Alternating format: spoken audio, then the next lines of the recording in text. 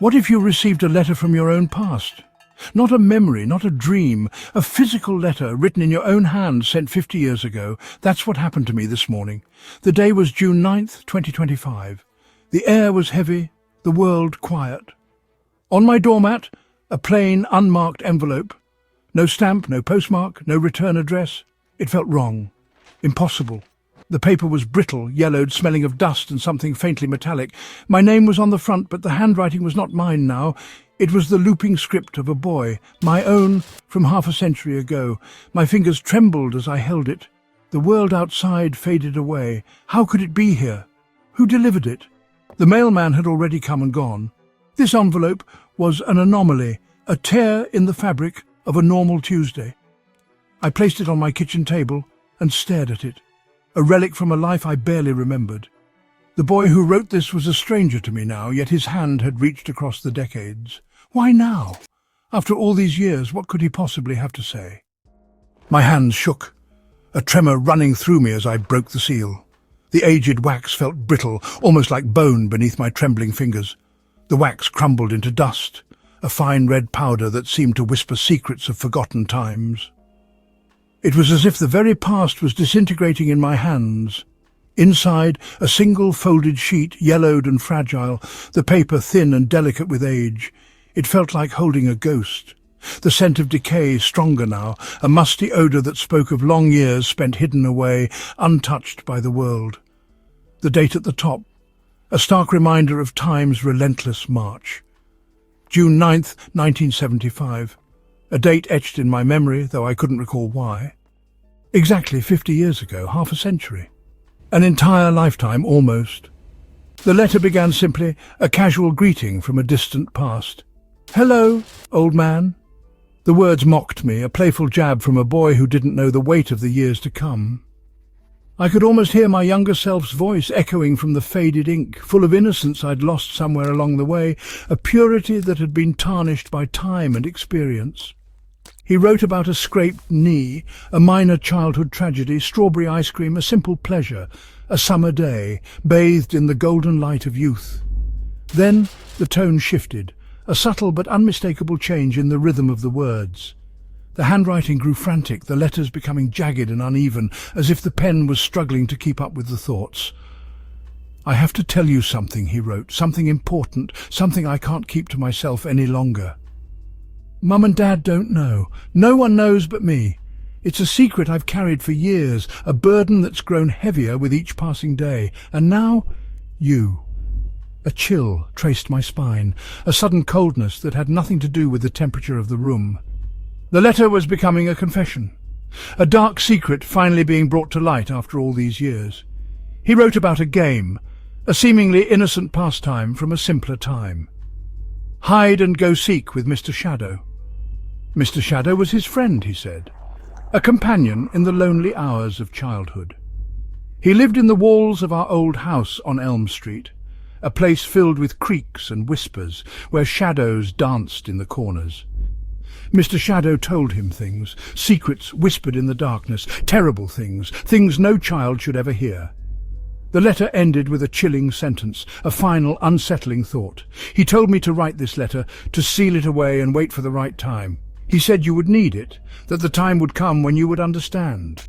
Who was Mr. Shadow? A figment of a child's imagination or something far more sinister? And why did I need this letter now, after all these years of silence?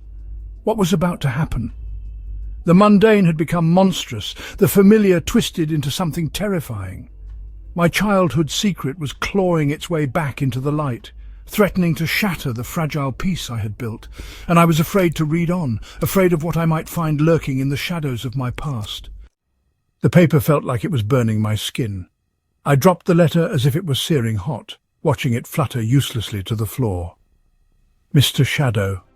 The name echoed in my memory, a chilling resonance from a past I thought I'd buried.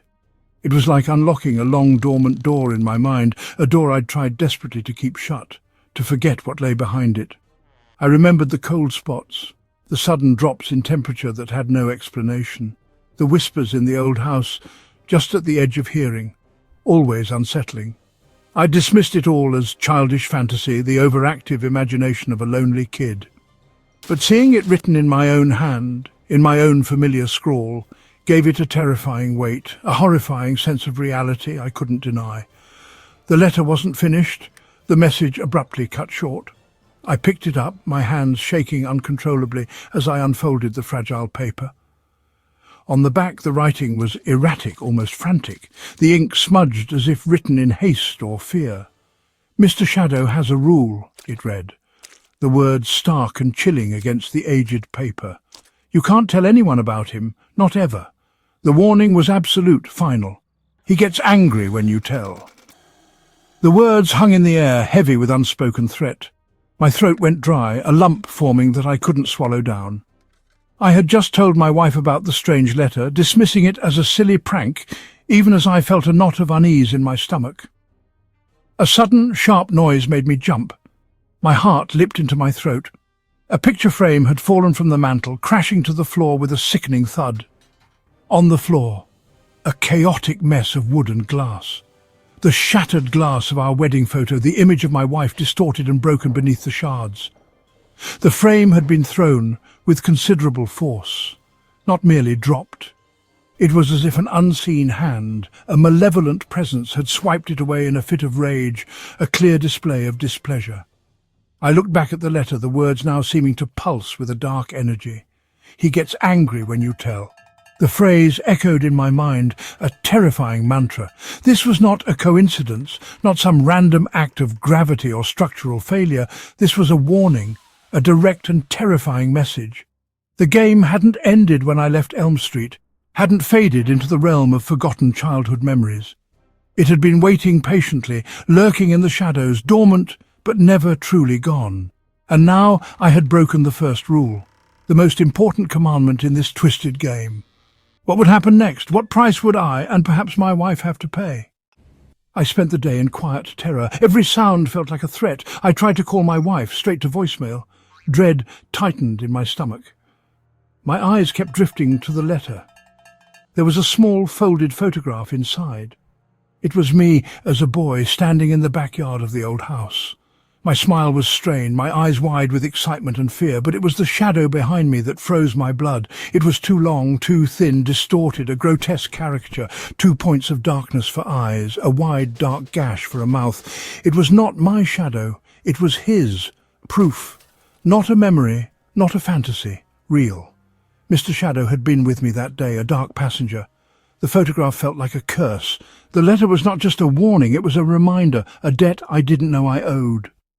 My wife came home late. She was safe. Relief nearly dropped me to my knees. I wanted to tell her everything, but the warning echoed, "He gets angry when you tell." I said nothing. That night I couldn't sleep. Shadows moved in the corners of the room. I returned to the kitchen, searching the letter for something I'd missed. At the bottom, almost lost in the frayed edge, was another sentence.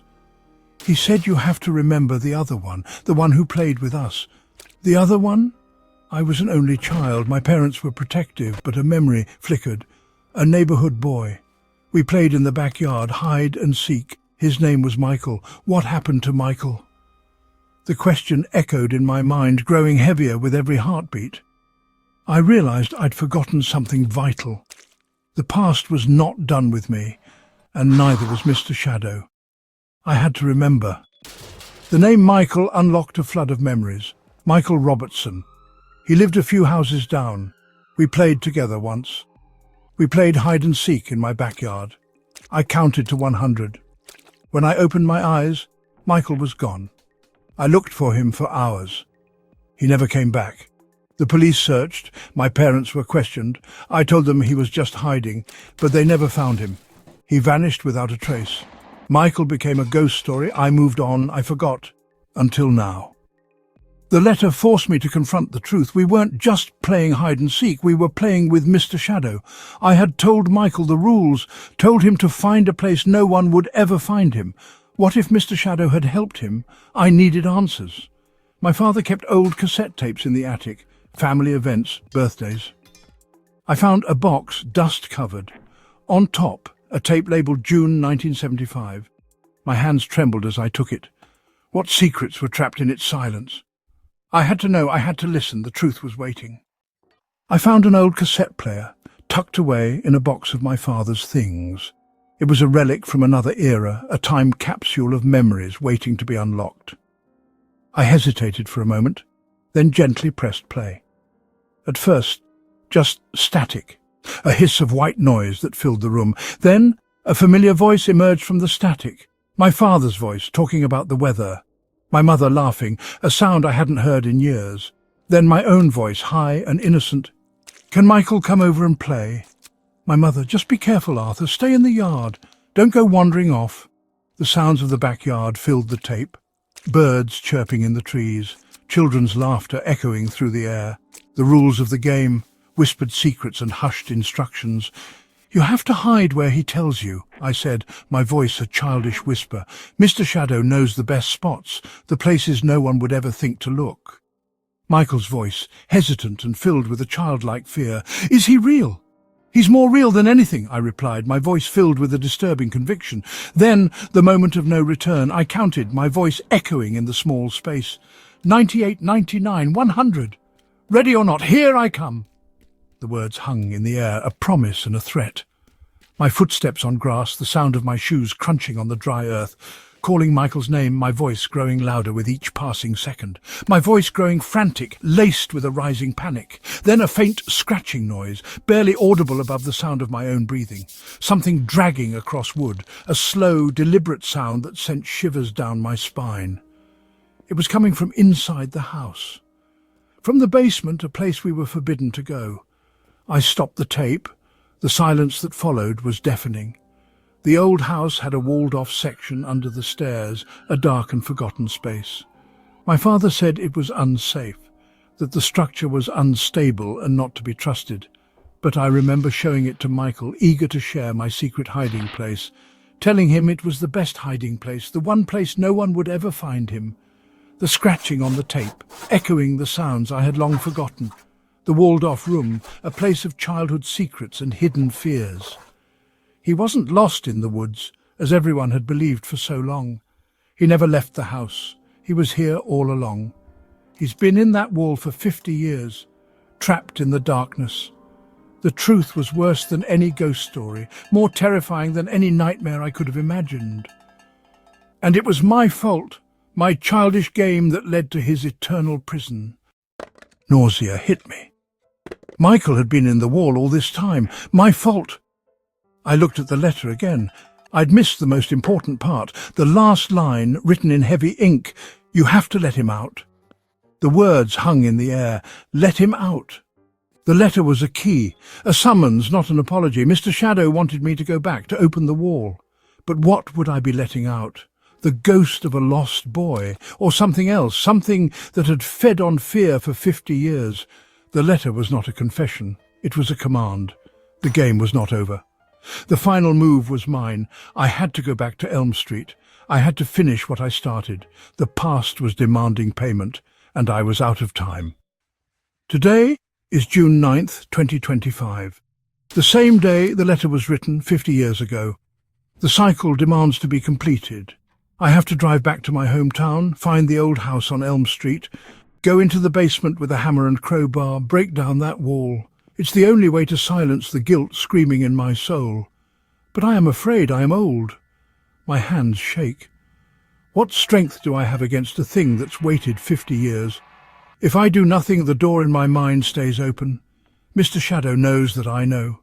The broken picture frame was just the first warning. What will the next one be? So I leave you with this. If your past came knocking, not with a memory, but with a demand, what would you do? Some doors, once opened, can never be closed again. The game is waiting for you too. It always has been. If you're still listening, you're already part of it.